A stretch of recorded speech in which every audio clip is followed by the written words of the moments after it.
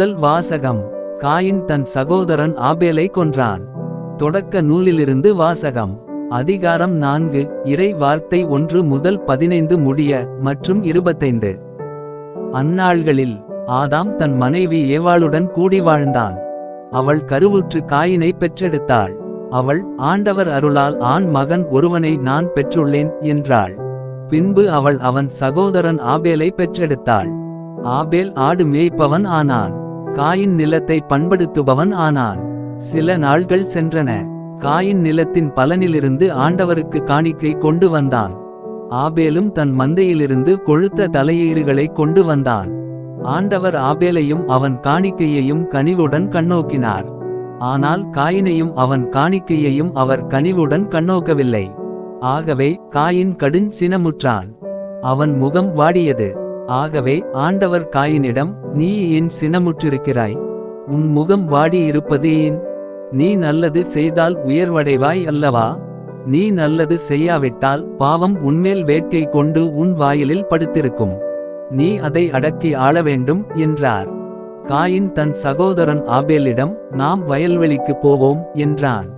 அவர்கள் வெளியில் இருந்தபொழுது காயின் தன் சகோதரன் ஆபேலின் மேல் பாய்ந்து அவனை கொன்றான். ஆண்டவர் காயினிடம், உன் சகோதரன் ஆபேல் எங்கே என்று கேட்டார். அதற்கு அவன், எனக்கு தெரியாது, நான் என்ன என் சகோதரனுக்கு காவலாளியோ என்றான். அதற்கு ஆண்டவர், நீ என்ன செய்துவிட்டாய்? உன் சகோதரனின் இரத்தத்தின் குரல் மண்ணிலிருந்து என்னை நோக்கி கதறிக்கொண்டிருக்கிறது. இப்பொழுது உன் கைகள் சிந்திய உன் சகோதரனின் இரத்தத்தை தன் வாய் திறந்து குடித்த மண்ணை முன்னிட்டு நீ சபிக்கப்பட்டிருக்கின்றாய். நீ மண்ணில் பயிரிடும்பொழுது அது இனிமேல் உனக்கு பலன் தராது.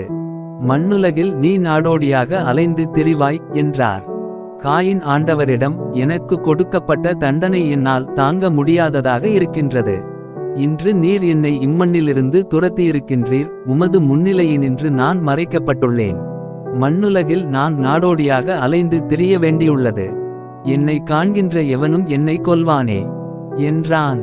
ஆண்டவர் அவனிடம், அப்படியென்று காயினை கொல்கின்ற எவனும் 7 முறை பழி வாங்கப்படுவான் என்று சொல்லி, காயினை கண்டுபிடிக்கும் எவனும் அவனை கொல்லாமல் இருக்க ஆண்டவர் அவன் மேல் ஓர் அடையாளம் இட்டார். ஆதாம் மீண்டும் தன் மனைவியுடன் கூடி வாழ அவளும் மகன் ஒருவனை பெற்று அவனுக்கு சேத்து என்று பெயரிட்டாள். காயின் ஆபேலை கொன்றதால் அவனுடைய இடத்தில் இன்னொருவனை கடவுள் வைத்தருளினார் என்றாள். இது ஆண்டவரின் அருள்வாக்கு.